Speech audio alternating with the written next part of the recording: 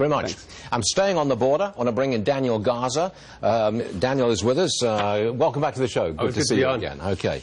According to the feds, illegal border crossings are down 62% from May, when they were at their peak.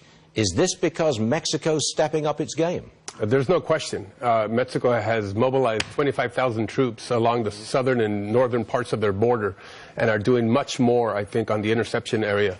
Also, of course, because of the policy of keeping a lot of the folks who are seeking asylum in Mexico, and then, of course, adjudicating and processing them while they're in Mexico has helped tremendously with the flow of folks along the border. It really looks like the president asked Mexico for help, demanded help, actually. It looks like they've come through. Well, but this is a short-term fix. I mean, we still need to get to the long-term fix, right? And this is where we need immigration reform, because this is going to continue. The folks that are being kept there because of asylee requests are now causing the backlog of the folks that requested asylum in the U.S., who actually entered the U.S. or have been spread out throughout the entire United States. So again, it's a short-term fix, but there's no question that it has reduced the number of folks crossing illegally. Okay, we have new numbers on President Trump's approval among Hispanics in some key battleground states like Wisconsin, Michigan, and they've taken quite a hit. They've dropped by double digits from where he was with the Hispanic vote in 2016. How does the president get that back? Can he? Well, let's keep in mind, like Florida, for example, shows a drop, but it's a 1% drop. And there's been, obviously, a lot of messaging coming from the presidential candidates on the left as well. Yeah. The president needs to remind Latinos of the opportunities that have been unleashed under his administration because of less taxes, less regulations, energy production, his SCOTUS picks on education, what he's doing with school choice, I think is important. And Latinos embrace that. The Democrat presidential candidates run in danger of running far left of where minorities are, both blacks and Latinos. We're starting to see that. But he needs to remind them of the achievements, but then, of course, what is the agenda that is coming next to unleash prosperity and unleash production in the private sector? Without advances in production, we don't have job opportunities. Do Hispanics in the United States, do they agree with sanctuary city and sanctuary state policies? Look, there is no question that Latinos believe in providing certainty to folks like Dreamers and 11 million that are here, but they also believe in border security, that we need to control who comes into our country and what are going to be the policies that are going to institute that. Now, we haven't seen any kind of major legislation that allows for certainty and security, and I think that's what they're waiting for, and that's kind of been a disappointment with the Trump administration. And also, the trade discussions, the trade war has been protracted now, and that's causing some uncertainty as to whether there is going to be advances in production in the future. Hispanics would surely want USMCA, the new NAFTA.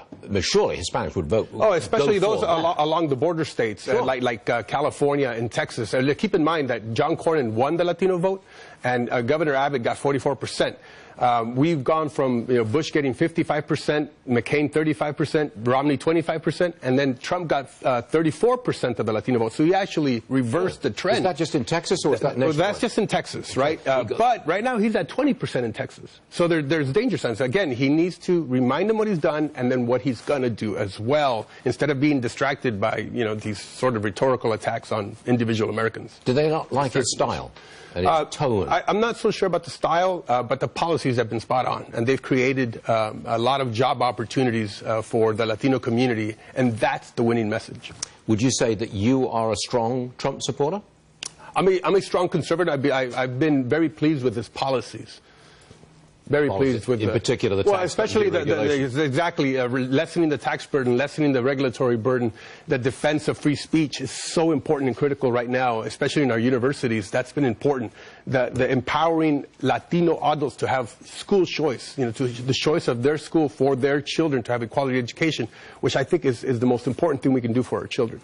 As things stand now, nationwide, what proportion of the Hispanic vote goes to President Trump if the election were held now? What proportion? Look, I'll give you an anecdote really quick. Sure. My son went to a birthday party of a Mexican-American friend in South Texas along the border. And at some point, they brought out a Trump piñata. And they were bashing this piñata and laughs were had by all. And my son told my other friend, his friend, he said, "Man, you guys really hate Trump." And he says, "Are you kidding? We voted for him, or we're going to vote for him again." That's a good anecdote. There's a lot going on. It's very complicated when it comes to Trump and the relationship with Latinos. The policies are spot on. He's creating job opportunities and record unemployment for the Latino community, and they see that. And I think that's the winning message, and that's where he needs to stick. Right now, the Democrats are going far left of, like I said, of minority communities, and that's an opportunity right now for the Trump administration. Daniel Garza always comes through for us. Thanks for joining us, sir. It's always a pleasure. Very much. Thank you. Apple, well, they got, what, $200 billion in cash on hand? They got it ready to spend if they want to. So why are they borrowing more money? Because these days, money is cheap. I'll explain that one.